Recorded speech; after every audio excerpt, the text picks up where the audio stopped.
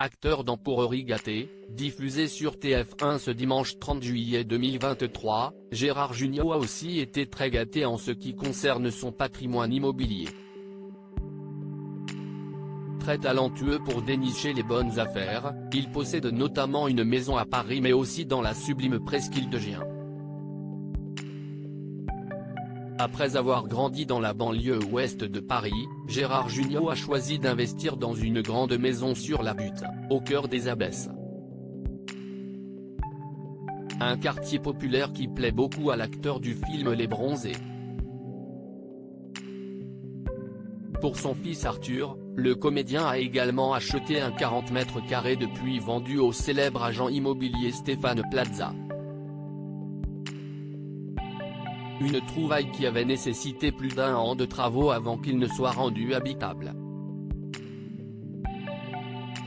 Autre propriété qui incarne Félix dans Le Père Noël est une ordure, une maison rouge acquise dans la presqu'île de Gien, ailleurs. Un beau pactole pour Gérard Jugnot qui prouve qu'il est aussi à l'aise à la télévision que pour investir dans l'immobilier. Interviewé par le Parisien Week-end, le mari de Patricia Campi avait évoqué l'une de ses occupations préférées lorsqu'il était dans sa maison. Un péché mignon pas très écolo mais qui donne beaucoup de plaisir à l'acteur, le bain. Mais je l'amortis car j'y reste très longtemps. J'y fais mes mots croisés. J'adore les grilles du regretté Michel Laclos.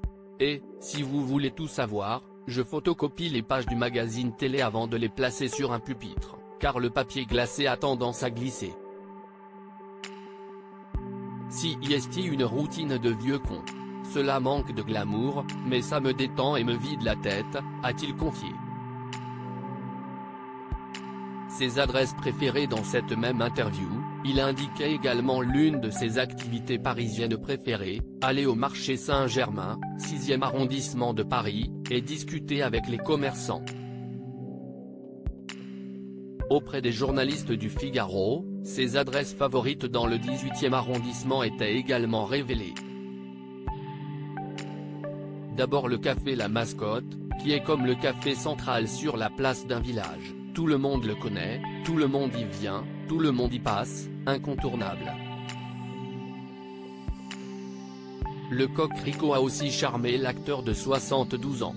Ce qui est idéal avec le Coquelicot, c'est que l'on peut emporter leur formidable volaille. Dans ce quartier qui ne regorge pas de tables réellement gastronomiques, c'est une des meilleures adresses, et de loin. Certains de leurs poulets sont tout bonnement sublimes.